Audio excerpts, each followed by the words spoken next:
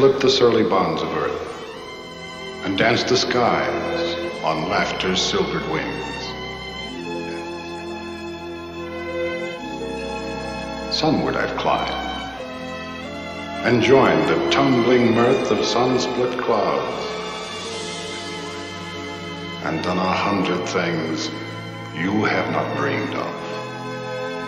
Wheeled and soared and swung high in the sunlit silence. Hovering there, I've chased the shouting wind along and flung my eager craft through footless halls of air.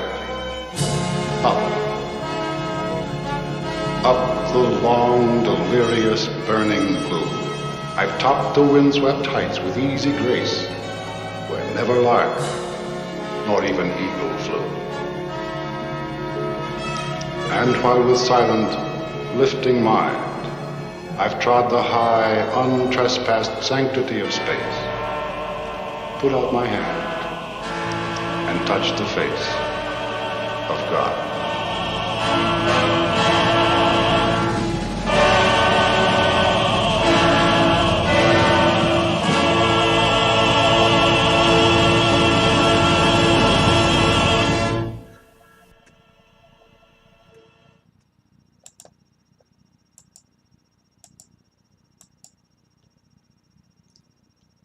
And greetings. Welcome to the Evidence and Reasons for the Christian Faith video channel for this poetry reading. It's actually a test of the StreamYard system, StreamLABS system. There are various streaming technologies like REstream, StreamYard, even just the plain vanilla YouTube live or whatever, and then StreamLABS. The baseline YouTube system is not as capable. In and of itself, it can just broadcast a single camera. But if you want to integrate guests and have integrate other video and just a lot of stuff, it's good to have a layer of software like StreamYard, REstream, or StreamLABS on top of it. StreamLABS is very hard to work with, and I'm going to have to practice a lot more than I thought I needed to on a throwaway channel. So I want to thank everyone who's forbearing with me. So this poetry reading was actually the poem written by Flight Officer John Gillespie McGee Jr. And I'm just going to read his autobiography. His wiki biography. His wiki biography, and then close out with his poem. It's an interesting Christian testimony, and it's just great to share that. Paleologos, I hope we can connect sometime and have you on the show. I'd be interested in your reflections on maybe what you've seen on the internet from America. I have strong feelings about how creationists should go about prosecuting the creationist argument, and I think arguing over chimp human ancestry and kind of the clocking of that is not the best way to go. We can talk about genetic entropy, but establishing clocks is a really tough business, and it's factual that we're very close in similarity to chimps. I actually will be presenting my reasons for why God would create creatures like chimpanzees and other creatures, and the spectrum of diversity there. I believe the scientific enterprise would actually not work very well for understanding human biology if we didn't have other model organisms like chimpanzees and even bacteria, yeast, and even plants. So I'll be presenting on that in the Creation Research Conference. But since this is a poetry reading, we'll do a little bit of poetry reading and commentary.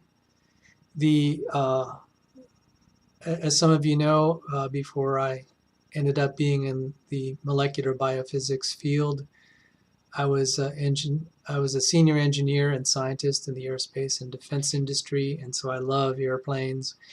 The airplane that was featured in the reading of that poem by that excellent narrator was a T-38 Talon. It's a training aircraft. So one of the things I'm doing also is just kind of checking the audio. I'm using a Blue Snowball microphone, and I'm using Zoom to render the the green screen behind me. And I'm just going to test the quality of how the video comes out. So this is a lot of fun trying to do this and kind of improving the quality of the production, both in terms of sight and sound. But I figured since I normally don't do poetry readings on this channel, this would be an excellent time to do a poetry reading on this channel, to test, do two things at once and do a test of the StreamLABS system. So let me show the T-38 trainer. Oops, wrong. T-38, nope. Okay, so now I'm learning the hard way what doesn't work on my system. Let me see if I could do it another way.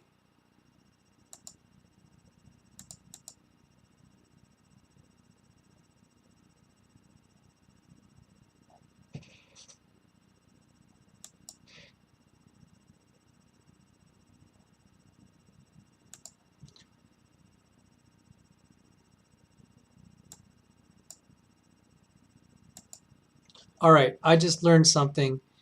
The StreamLABS is really slow in identifying what windows are open. It takes a while to figure it out. So hard lesson learned. So this is what experiments are all about. So now let me try now to get the John Gillespie McGee Jr. He was the author of the poem that was read earlier.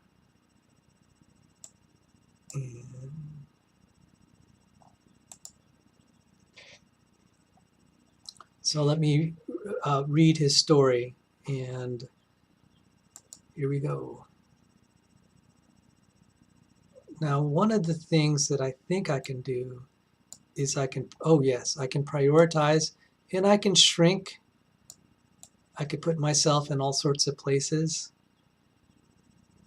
Okay, great.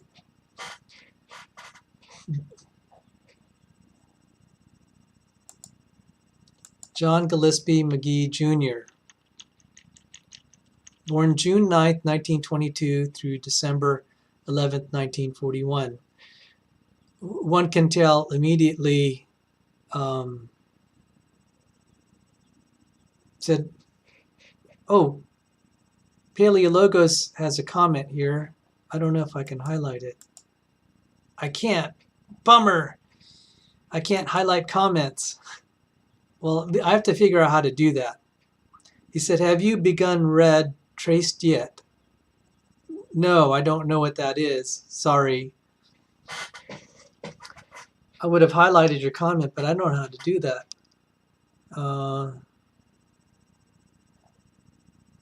I don't think there's a way I could highlight. Let me see. All right, so that's one thing I've learned about StreamLABS. I can't do what I did in StreamYard and REstream, where I could take comments in the side chat and highlight them. I need to learn how to do that. And actually, maybe this is a good time to see if I can actually do something like that.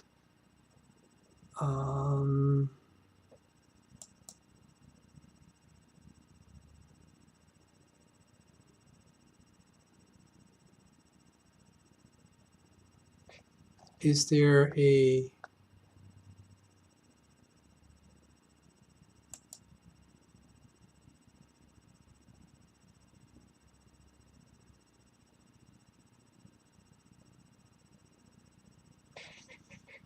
all right, so fitness, welcome. And I'm trying to look for how I can get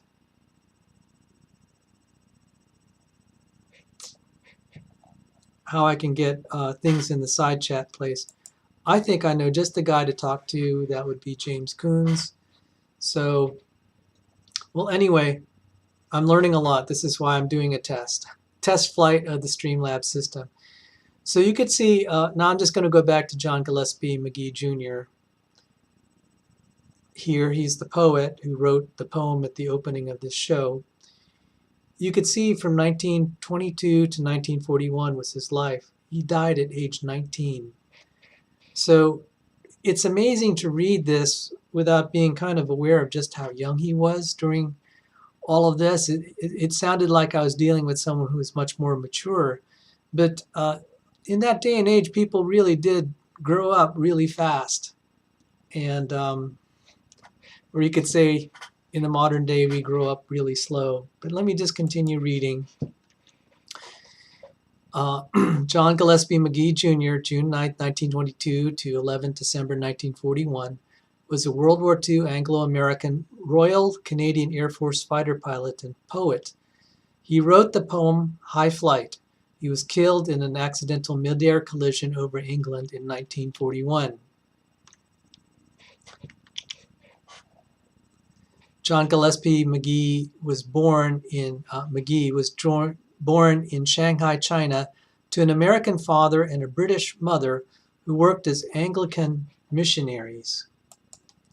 His father, John Magee Sr., was from a family of some wealth and influence in Pittsburgh, Pennsylvania. Magee Sr. chose to become an Episcopal priest and was sent as a missionary to China. Whilst there, he met his future wife, Faith Emmeline Backhouse, who came from Helmingham in Suffolk and was a member of the Church Missionary Society. Magee's parents married in 1921, and their first child, John Jr., was born June 9, 1922, the eldest of 4 brothers. Magee began his education at the American School in Nanking in 1929. In 1931, he moved with his mother to England and spent the following 4 years at St. Clair, a preparatory school for boys, in Walmer in the county of Kent.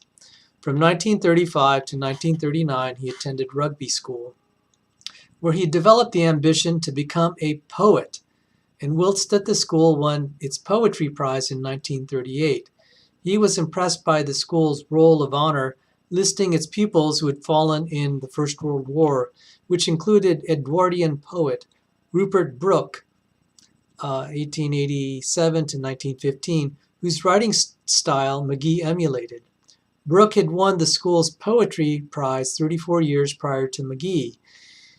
The prize-winning poem by Magee centered upon the burial of Brooke's body at 11 o'clock at night in an olive grove on the Greek island of Cyprus in April 1915. That's possibly because this was after a battle.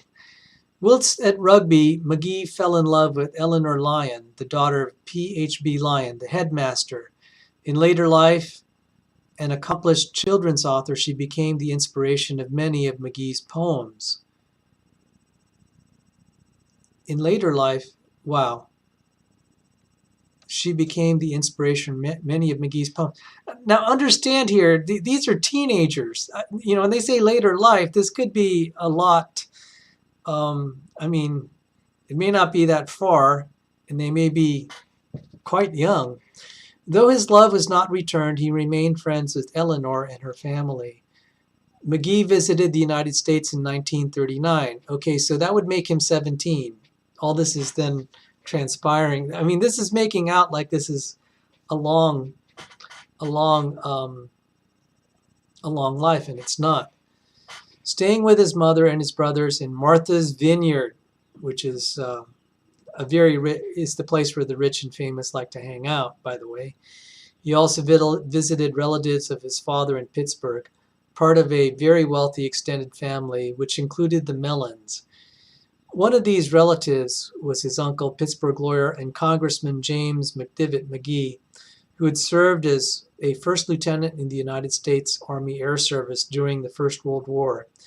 During Magee's stay in Pittsburgh, he participated to the full in the social life available to him there, including the Rolling Rock Club. His expenditures on these activities attracted critical correspondence from his clergyman father. Because of the outbreak of World War II, McGee was unable to travel to Britain for his final school year, 1939 to 40, at Rugby, and instead attended Avon Old Farm School in Avon, Connecticut. The school provost or headmaster, Reverend W. Brooke Stabler, later recalled an incident during the winter of 1939 to 40, when after a school dance, McGee climbed a tall tree to rescue a cat. Before he had come down out of the tree, there was a circle of admiring and exclaiming girls watching him from the ground. His attitude toward the war gradually evolved from one approaching pacifism to a decision to become a pilot to protect his friends in Britain. Stabler recalled, "One afternoon, after lying on top of a tower at the school for a couple hours in the sun, McGee returned to his companion and suddenly announced, 'Well, I think I'll join the RAF,' which is the British Royal Air Force. He once again stayed with his family in Martha's Vineyard in the summer of 1940, learning to drive. So he's 18 now, learning to drive and having a very active social life. Boy, this born 1922. My father, by the way, was born in 1924. And so, yeah, my dad was 16 and John Gillespie McGee was 18 at this time, and they're just young boys thinking about war. Anyway, I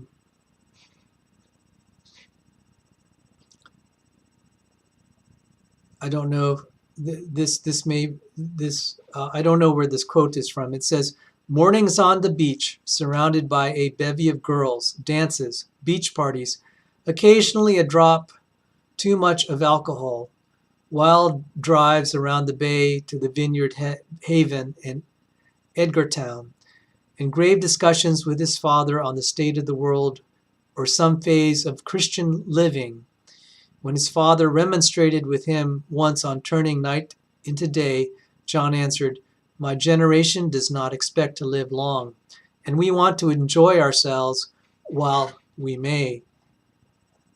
I just, if I may comment here, I'm really struck by the parallels of reading my father's diary with this account here. My father lived in the Philippines, occupied by the Imperial Japanese in 1942. So this is 2 years later. But when you read his diary, in the middle of war, Dad was just talking about parties and girls. And I was like, you're in the middle of the war. And I was expecting his wartime diary to be filled with patriotism and his determination to win the war and to fight the Imperial Japanese invaders. There was none of that. It was just listings of the girls he met and the parties he attended. He's in the middle of a war. But I guess it's just an interesting picture of how people cope. You know, the teenagers were just thinking about those things. You're in the middle of a war. Your land is occupied by invaders who are very cruel. But these are the things he thought about. One page of my father's diary discussed the battles. It was the Tagaytay landing of MacArthur, which I think was in the fall of 1944. And just one page detailed the battles and the friends that died. And you would not even think this is a war diary, because what was covered during the wartime diary was almost anything but the battles he fought. And Dad really didn't talk much about that. And that's common among veterans who have been through the ringer and have faced battle and seen men die and to kill and to be shot at. Just the horrors of that. Yes, Paleologo says that's awesome that you have his diary. Yes. And I began to understand his life through a lens I I never had seen while he was alive, actually, because this was a very personal thing. And Paleo Logo says, my grandpa was serving in the Philippines during World War II. Well, God bless him. God bless your family. So this passage by McGee just resonates totally with me as I look at my dad. And sometimes in some of the openings of my shows here, you'll see pictures of me and my dad together and what he looked like in the 1940s. It's amazing. That picture of him I found in my diary. And because I'm not really versant in StreamLABS, I'm reluctant to try to pull that photo up because for fear I'm going to mess this up. And besides, we might revisit that topic again. Anyway, after discussions with his parents, he decided to go to Canada to join the Royal Canadian Air Force, RCAF, with the intention of learning to fly and then being sent to Britain. Accordingly, while he had been offered a scholarship to Yale University for 1940 and 41, he did not enroll. I mean, this guy has just learned how to drive a car. Now he's going to learn how to fly. McGee joined the RCAF in October 1940 and received flight training in Ontario at No. 9 Elementary Flying Training School, located at RCAF Station St. Catharines, and at No. 2 Service Flying Training School, RCAF Station, Ottawa. He soloed at St. Catharines after 6 hours dual instruction. When the average was 10 or 11, he passed his wing test in Ottawa in June 1941. So he is in flight training from October to June. Now, let me just add something here. As a pilot, I didn't solo after about 40 hours. Now, I had a pretty intense instructor, and I felt he was concerned for all the students, not just me in particular, to be well trained.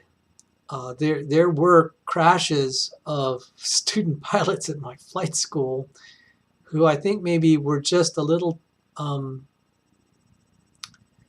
yet at the point where they could solo. So still, this is amazing that John Gillespie McGee could solo in 6 hours. I mean, that demonstrates a lot of natural abilities. I will say this, just as in passing, a lot of the best pilots actually are not natural. Some of them take a long time to learn and develop their skills, and we don't quite know why. It's always funny that some of the most famous fighter pilots were actually, they struggled early on. And there are some very good ones who are just naturally talented, and they also did well. So sometimes early success is not necessarily an indication of how long, how well someone will eventually mature as a pilot. But still, definitely John Gillespie McGee Jr. was very talented, and as I read on, you'll see he's also quite courageous.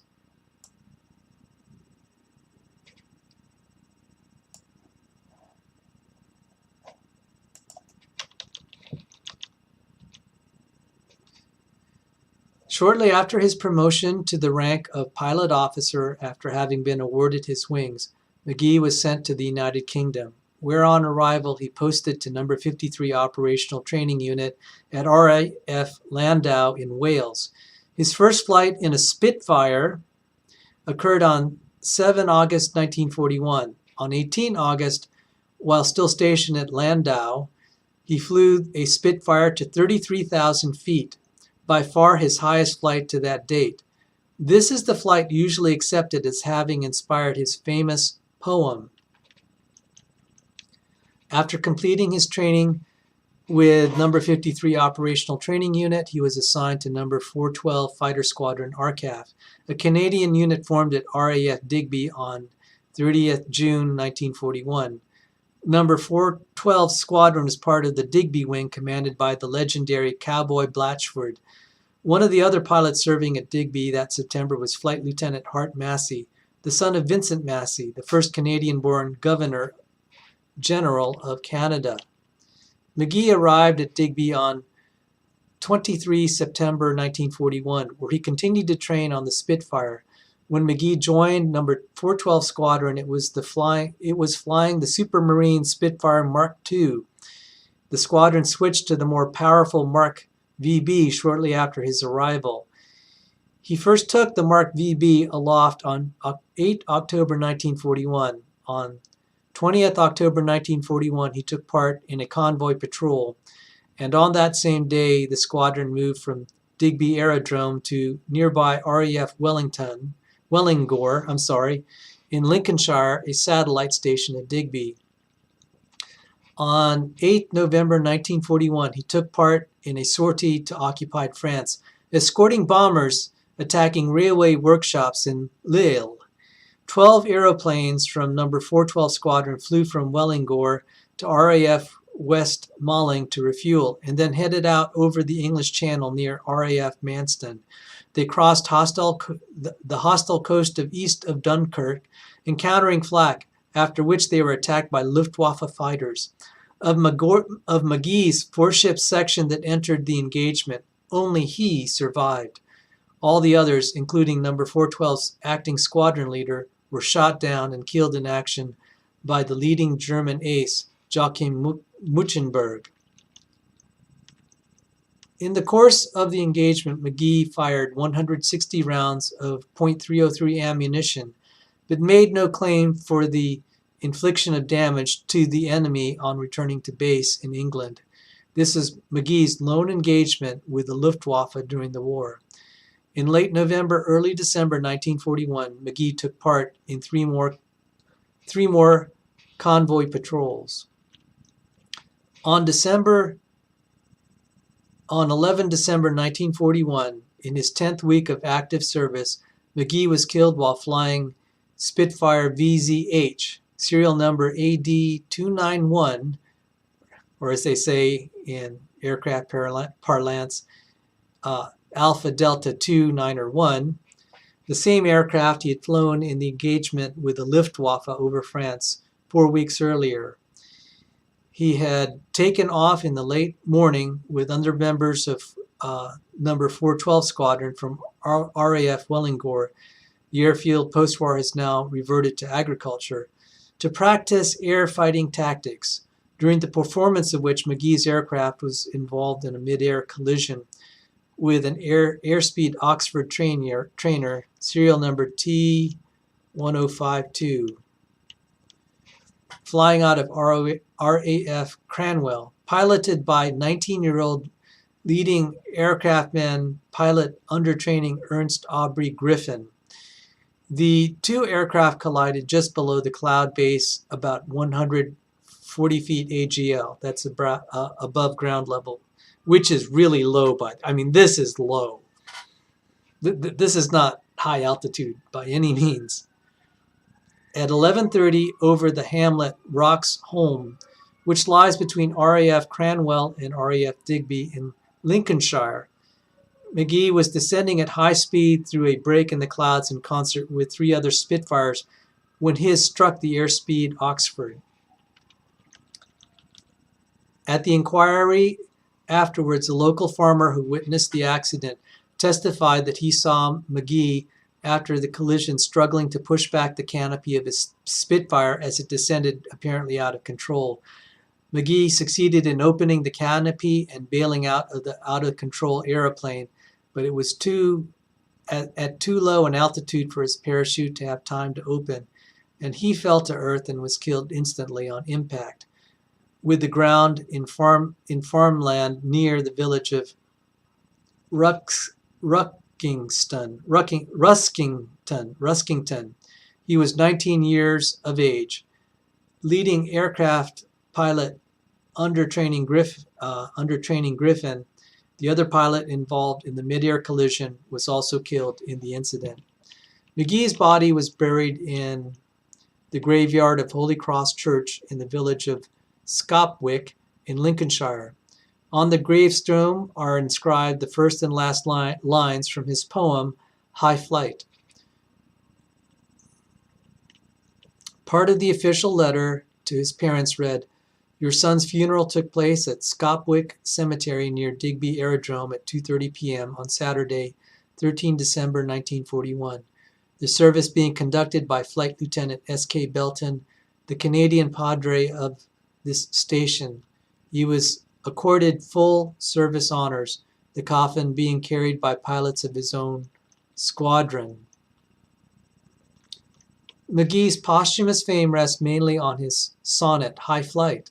It's a sonnet, which he began writing 18th August 1941, just a few months before his death, while stationed at number 53 OTU near London.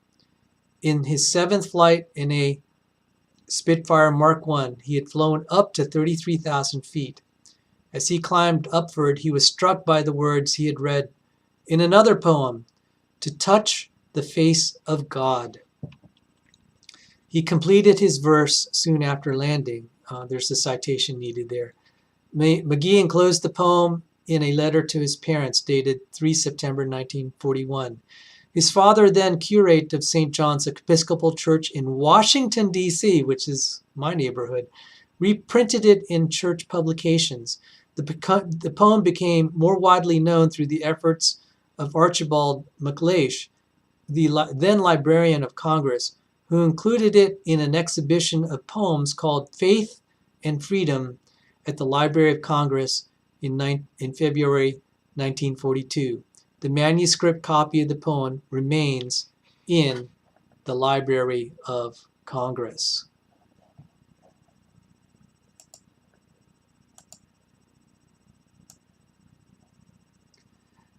So this is moving to me. Here's a Christian man in the middle of war, and he didn't survive. Military aviation is inherently very dangerous.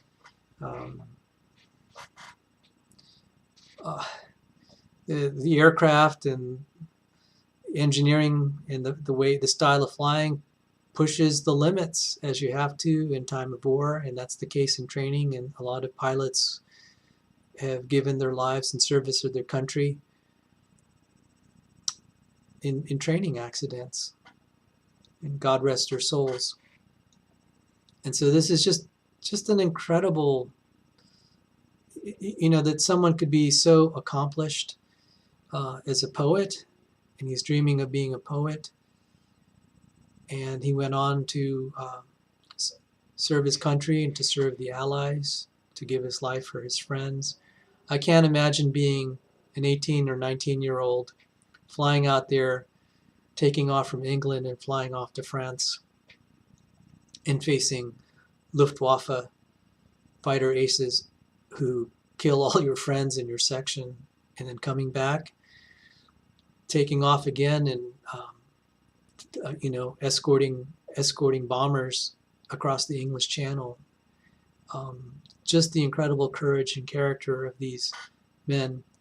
And I believe it was Tom Brokaw who, on considering this, referred to the men of World War II as the greatest generation. So I just have a couple more passing thoughts on poetry, and then I'll play the poem High Flight again. There are amazing themes, because I've been studying.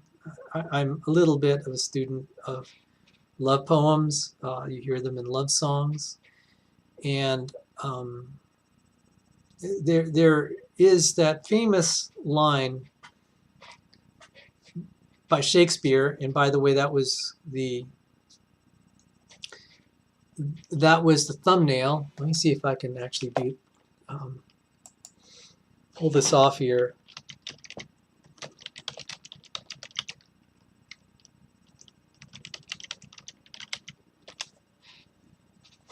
So in the, I think it's the Wikipedia entry to Romeo and Juliet by William Shakespeare.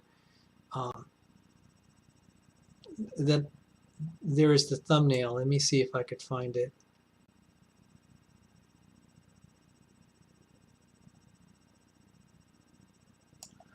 Yeah, here it is. Let me see. So that was the thumbnail of that I had for this video, or actually the other one that didn't make it. And let me see if I can actually get, because I'm going to botch the code.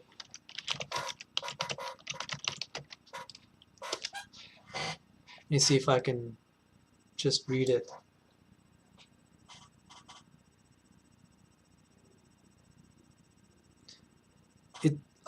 The famous line from Romeo and Juliet goes, "What light through yonder window breaks? It is the east, and Juliet is the sun. Arise, fair sun, and kill the envious moon." Now, some of you, there is in the Song of Solomon, and I've tried to memorize this from heart, Solomon is admiring his love. Now, I am trying to write a series that tries to teach the Christian faith, parts of the Christian, not the whole Christian faith, but elements of the Christian faith through the study and commentary of historical and also archetypal love stories, archetypal romance stories. And there's just a lot of material in the Song of Solomon, because when you read it, it's like, what's this doing in the Bible? You have basically two people spending a lot of time admiring each other's anatomy, okay? I mean, it's just like, what do you do with this that seems so, like, immodest? And I think if we look at it as first off, as a historical work expressing the feelings of two people, and then looking then at maybe its spiritual significance of what human relations mean, then I think that's the way to interpret it. Some people have just made this just all allegory, and I'm just like, no, I think it's a lot deeper than that. We can also understand a lot about human psychology, and some of it's not very flattering. Because in the passage in the Song of Solomon, which sounds very similar to William Shakespeare, Solomon has all these wives, but this is the one he loves the most. So kind of the unflattering thing of, especially, not just human nature, but especially for males, is the tendency for polyamory, where you can love more than one person. And this is a very compelling insight to Solomon, who actually sinned because his wives had led his heart astray. And so there's a sense of the Song of Solomon being extremely beautiful and a picture of what I would consider the love affair in the Garden of Eden, the way it's supposed to be. And yet it has a darker side of, how young love can just go wrong, and the individuals who look like they're going to live happily ever after actually don't. Solomon offended the Lord and turned his back on God. It says in the Old Testament, Solomon loved the Lord. Solomon loved the Lord. And then later on it says, Solomon loved many strange women. And so I think the Song of Solomon is a lot deeper than anyone usually likes to treat it. This is why on some level I'm not really into expository preaching, because you try to read something in isolation and say this is the meaning, and I'm just like, no, maybe it gives insight to the rest of passages in the Bible. Understanding, if you read the Song of Solomon and then you read Kings, you begin to look at the book of Kings different in terms of Solomon's life and then his demise as an individual. I mean, if you just take sections of Solomon's life, it looks like he's just on his way to happily ever after, and it doesn't pan out that way. And I think it's almost shocking how you can just compartmentalize someone's life like that. And Song of Solomon is one compartment of his life, and it's not representative of his whole life.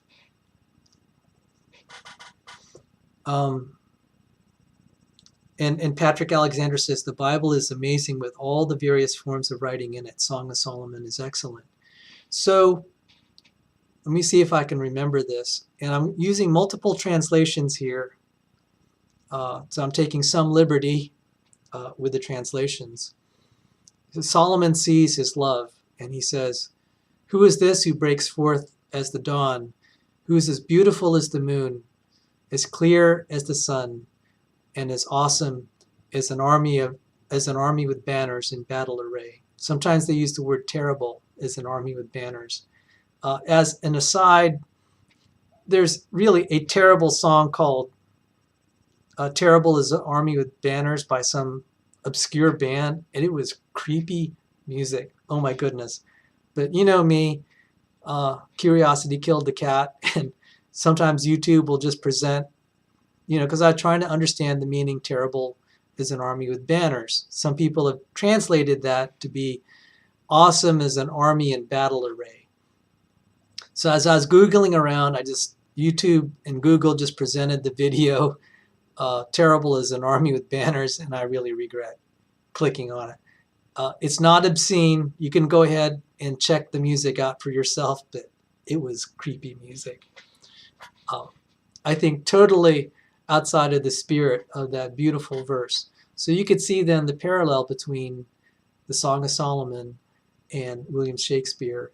And I think that captures the heart of romantic love throughout the ages. The same theme keeps repeating itself. So we'll see a woman described in terms of light.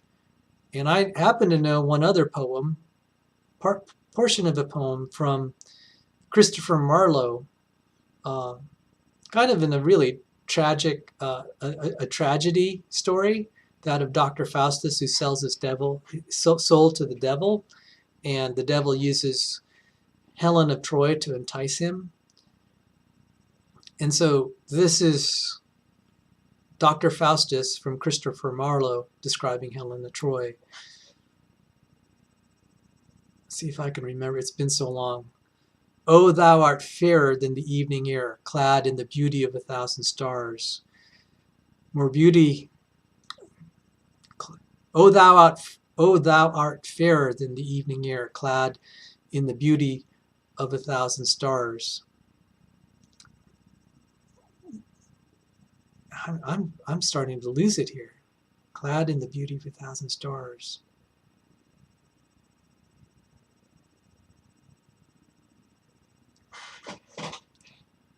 How does it go?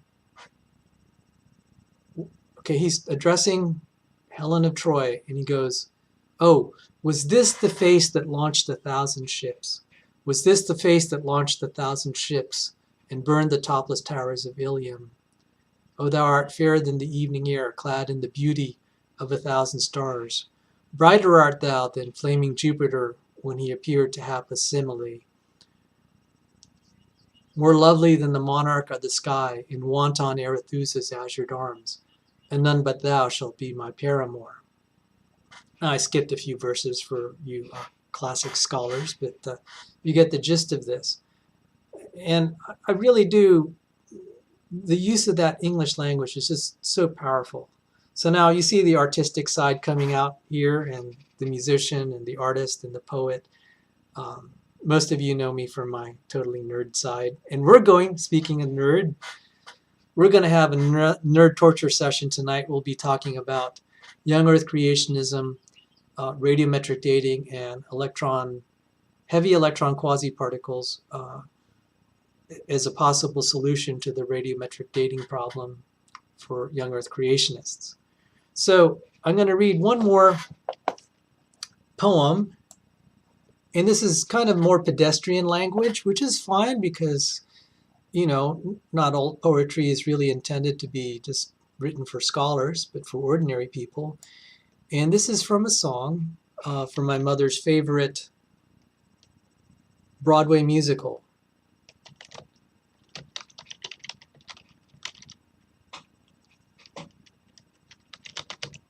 And see if I could find, I have to scroll through to read it, to find it.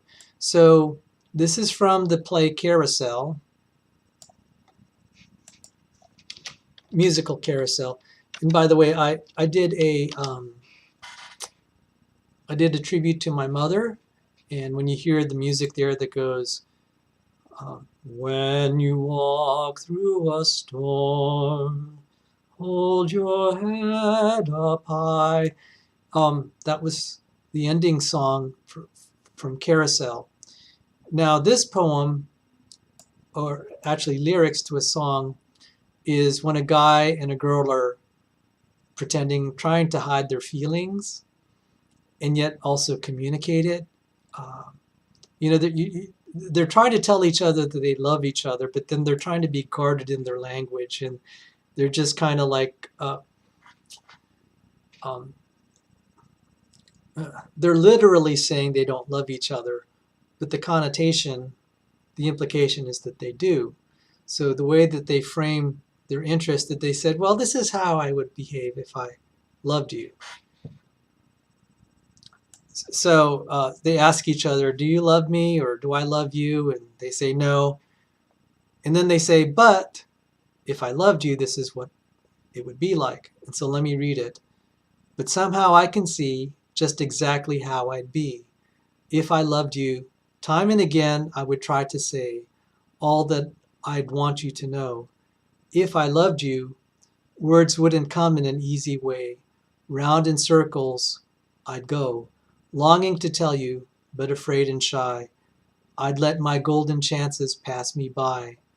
Soon you'd leave me, off you go in the midst of day, never, never to know how I loved you, if I loved you.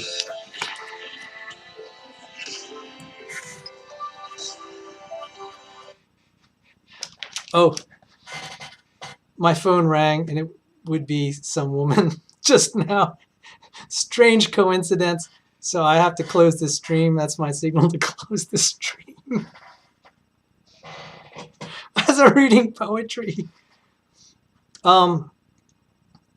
And, you know, this, a lot of people can, Patrick asked, when do you think your next stream will be? My nerd stream will be tonight, 11 p.m. Eastern time on electron quasi-particles. But anyway, before I close the stream, just a commentary on the poem. This is an interesting situation that confronts a lot of us guys, especially, is we might be interested in someone and we're afraid and shy to reveal our feelings because we could get rejected. But then the worst thing is that maybe you did have a chance and you didn't say anything, and you'll regret it the rest of your life. So this poem resonates with me on many levels. But I read you the poem, and you can look this poem up, these lyrics up in, if you just Google Carousel and say, if I loved you, you'll hear it sung. So there is this section there. I actually sort of know the music, the tune.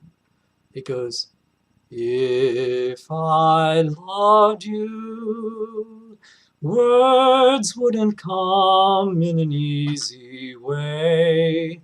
Round in circles I'd go. It's a beautiful song. So with that, I've had a lot of fun just goofing off, thinking about the Christian faith, passages in the Bible, romantic love, and jet planes, and history of aviation. And you know, that represents kind of so much of what's in my heart and mind. Creation science for me is just a job. A lot of times, poetry and music and artistic things and airplanes are kind of the thing where, those are the things that really just fascinate my mind. And I'm just, my heart is just lifted as I think on those things. So, opera singer, thanks. Sal's next job is an opera singer. Thank you. So the way I'll close out the stream is I'm going to, I'll play the F-104 version of High Flight. So you saw the T-38 Talon version.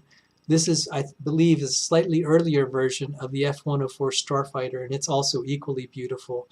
And again, the poem, the one part of the poem is, I reached out my hand and touched the face of God, which John Gillespie McGee Jr. borrowed from actually another poem. But that was the organizing passage for the entire poem. I reached out my hand and touched the face of God. And I could tell you, when I've been up in the airplane, it feels like a very sacred experience when you're up there, especially in the pilot seat. And it's really compelling when you're flying above the clouds and looking down at the moon. That hasn't happened often, but it was a powerful experience. So let me try to share that with you all here. Just get all my buttons in line and close the stream. Take care and God bless you and enjoy.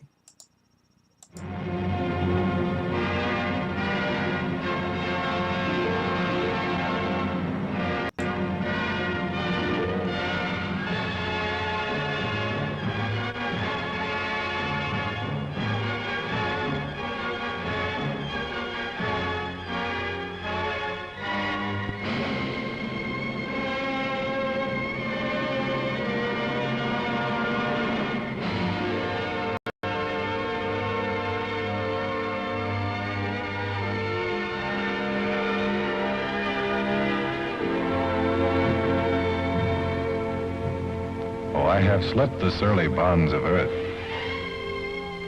and danced the skies on laughter-silvered wings. Sunward I've climbed and joined the tumbling mirth of sun-split clouds and done 100 things you have not dreamed of. Wheeled and soared and swung high in the sunlit silence. Hovering there, I've chased the shouting wind along and flung my eager craft through footless halls of air. Up, up the long, delirious, burning blue, I've topped the windswept heights with easy grace, when never lark nor even eagle flew. And while with silent, lifting mind, I've trod the high, untrespassed sanctity of space, put out my hand and touched the face of God.